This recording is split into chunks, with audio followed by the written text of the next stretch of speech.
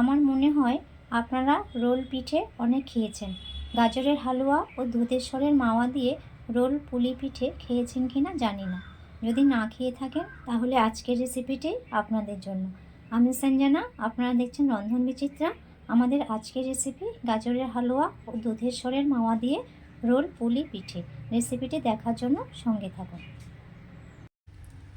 গাজর আর মাওয়ার রোল পিঠে কেক করার জন্য এখানে প্রথমে গাজরের হালুয়াটা তৈরি করে নেব।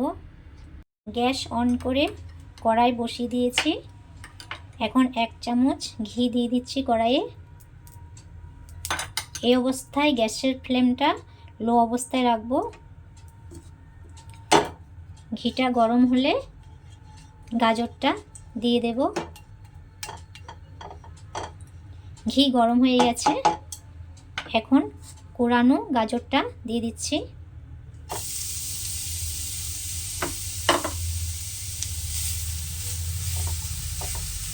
গাজরটা ঘিয়ের সাথে ভালোভাবে ভেজে নেব।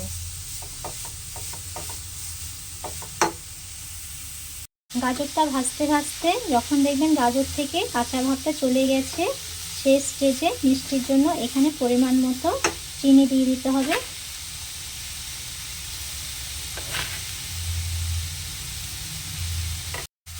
এই দেখুন চিনিটা গলে গাজরের সাথে মিশে গেছে। এই স্টেজে 2 চামচ গুঁড়ো দুধ দিয়ে দিচ্ছি।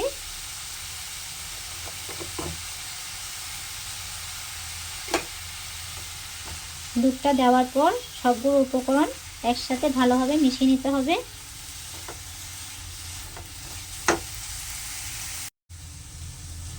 আমাদের গাজরের হালুয়া পারফেক্টলি রেডি হয়ে গেছে। এখন নামানোর আগে সামান্য একটু এলাচের গুঁড়ো ছড়িয়ে দিচ্ছি।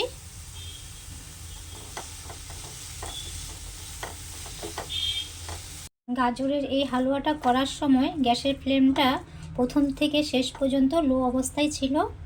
এখন এই গাজরের হালুয়াটা তুলে নিচ্ছি।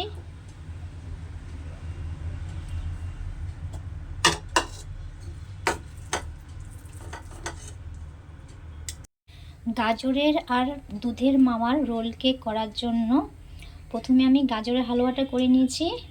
এখন দুধ দিয়ে মাওয়াটা তৈরি করে নেব। সেই জন্য ফ্রাই প্যান বসিয়ে দিয়েছি। গ্যাস অন করে কিছুটা সর দিয়ে দিচ্ছি।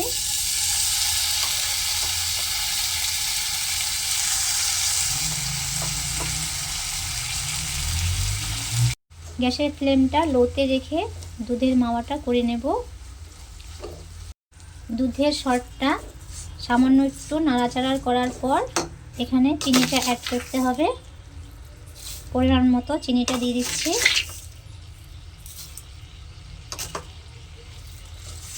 চিনিটা দেওয়ার পর সরের সাথে চিনিটা ভালোভাবে মিশিয়ে নিতে হবে।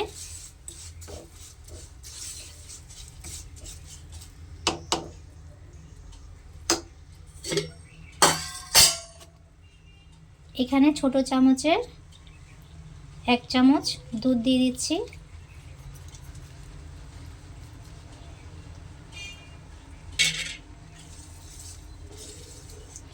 দুধ দেওয়ার পর সম্পূর্ণ উপকরণটা ভালোভাবে মিশিয়ে নিতে হবে। এই দেখুন দুধের মাওয়ার ঘনত্বটা যখন এরকম হবে, এই স্টেজে সামান্য একটু এলাচের গুঁড়ো দিয়ে দিতে হবে। এলাচের গুঁড়োটা দেওয়ার পর ভালোভাবে এটা নেড়ে চেড়ে দিতে হবে। এটা আর শুকাবো না। এই দেখুন ঠান্ডা হলেই অটোমেটিকলি এটা অনেকটা শুকিয়ে আসবে। এই অবস্থায় গ্যাসের ফ্লেমটা বন্ধ করে দেব। আমাদের দুধের মাওয়া পারফেক্টলি রেডি হয়ে গেছে। এখন এটা নামিয়ে নেব। এই রোল পুলি পিঠে করার জন্য আমি এখানে চালের গুঁড়ো ব্যবহার করব। চালের গুঁড়োর একটা ডো তৈরি করে নেব। তো এই ডোটা তৈরি করার জন্য এই দেখুন আমি এখানে ভারত চালের আটা নিয়েছি।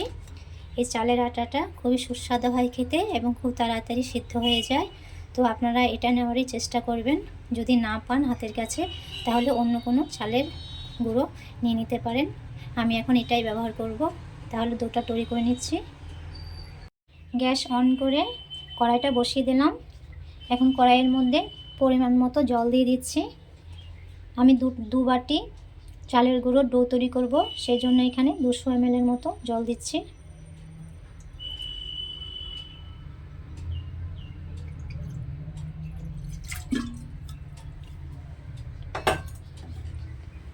জলটা যখন ফুটতে শুরু করবে তখনই আমি চালের গুঁড়োটা দিয়ে দেব।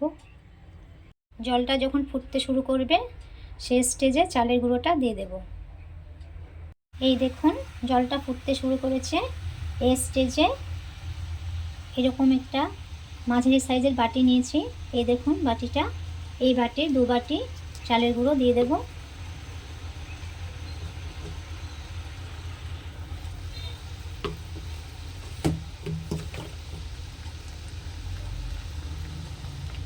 চালের গুঁড়োটা দেওয়ার পর গ্যাসটা বন্ধ করে দিতে হবে।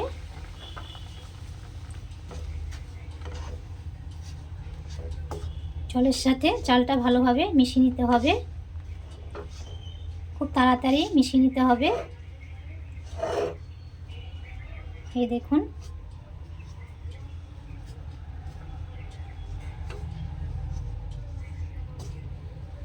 এবারে চালের গুঁড়োটা যখন একটু ঠান্ডা হবে হাত দিয়ে এভাবে মাখিয়ে একটা ডো তৈরি করে নেব।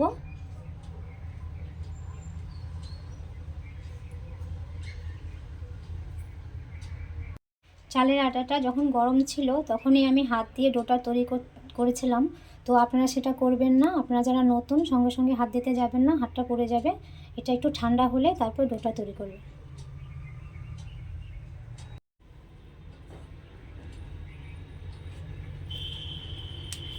এই দেখুন চালের আটাটা অনেকটাই ঠান্ডা হয়ে গেছে। এখন এভাবে চেপে চেপে একটা ডো তৈরি করে নিতে হবে।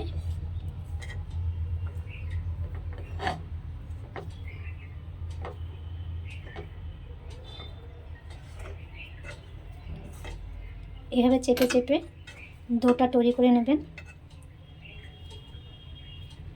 দেখুন হাতের কাছে বাটিতে সামান্য একটু ঠান্ডা জল নেবেন আর হাত দিয়ে সামান্য একটু জল এই ডোর মধ্যে ছিটিয়ে ছিটিয়ে ডোটা তৈরি করে নেবেন। এই দেখুন আমি যেমনভাবে করছি ঠিক সেভাবে করে নেবেন। হাতটা একটু জলের মধ্যে এভাবে দিয়ে ডোটা তৈরি করে নিতে হবে।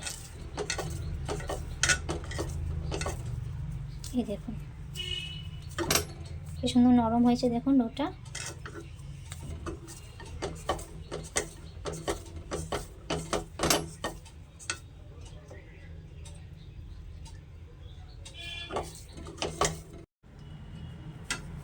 ডোটা তৈরি করে নিয়েছি। এই দেখুন এখন এই ডোটা থেকে দুটো বড় বড় সাইজের লেচি কেটে নেব।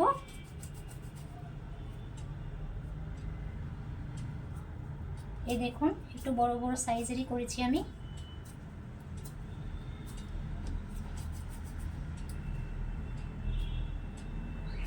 দুটো লেচি সমান নিতে হবে।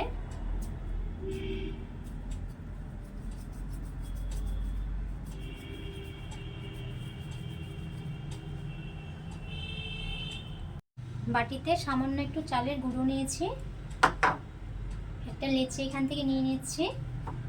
চালের গুঁড়োর মধ্যে লেচিটা এভাবে মাখিয়ে নিচ্ছি আর বেলনির সাহায্যে লেচিটাকে একটা রুটি তৈরি করে নেব।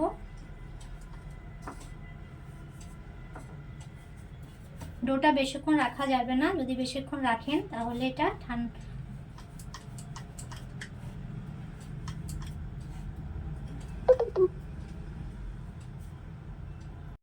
ডোটা বেশিক্ষণ রাখা যাবে না, বেশিক্ষণ রাখলে ডোটা শক্ত হয়ে যাবে। তাড়াতাড়ি রুটিটা বেলে নিতে হবে। রুটিটা আমি একটু মোটা করেই বেলবো।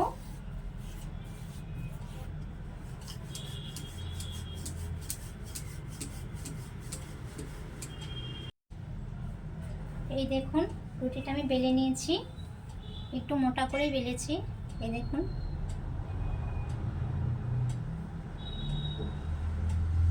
এভাবে আমি লেচিটাকেও বেলে নিচ্ছি। দুটো সমান রুটি করতে হবে। এই দেখুন দুটোই একই সাইজে রুটি বেলে নিয়েছি। এখন একটা রুটির উপরে গাজরের যে হালুয়াটা করে রেখেছিলাম সেটা দিয়ে দিচ্ছি। এক সাইড থেকে দিতে হবে।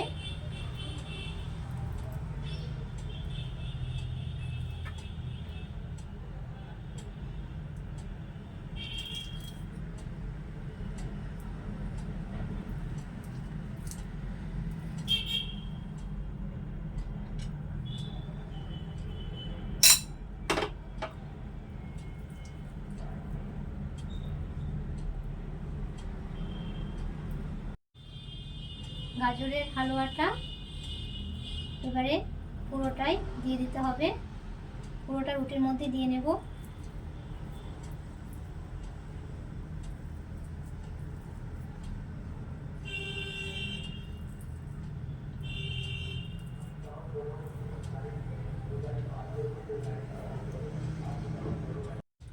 রুটির উপরে গাজরের হালুয়াটা এভাবে বসিয়ে দিতে হবে।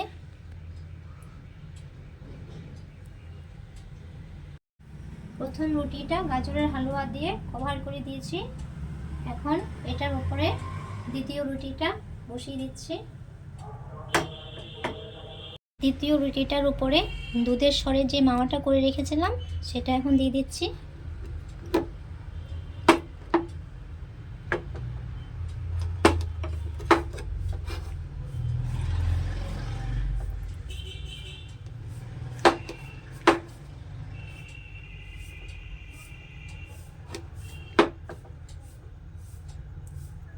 উপরে দুধের সরের মাওয়াটা পুরোটাই দিয়ে দিয়েছি। এই দেখুন।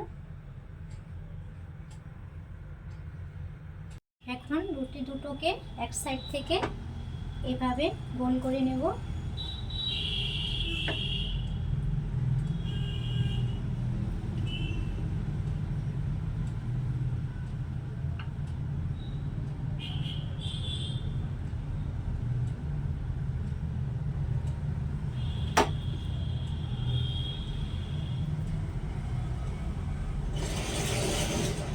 দেখুন এভাবে গোল করে নিয়েছি।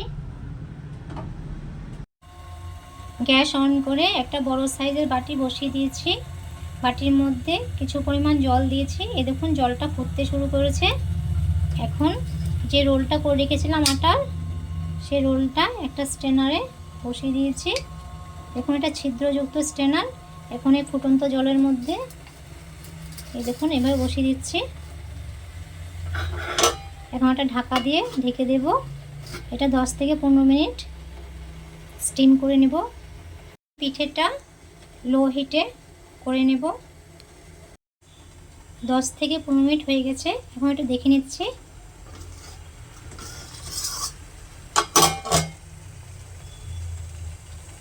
এই দেখুন পিঠেটা হয়ে গেছে।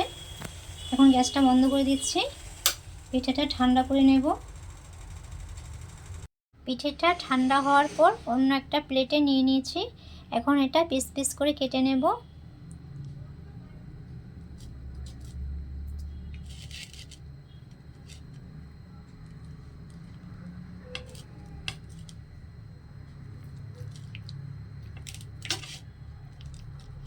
এইভাবে পিস পিস করে কেটে নিতে হবে।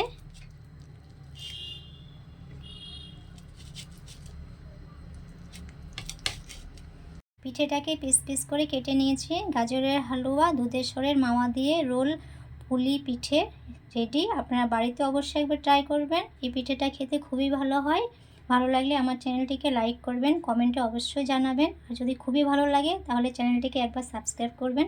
আজ এই পর্যন্তই। ভালো থাকবেন, সুস্থ থাকবেন। ধন্যবাদ।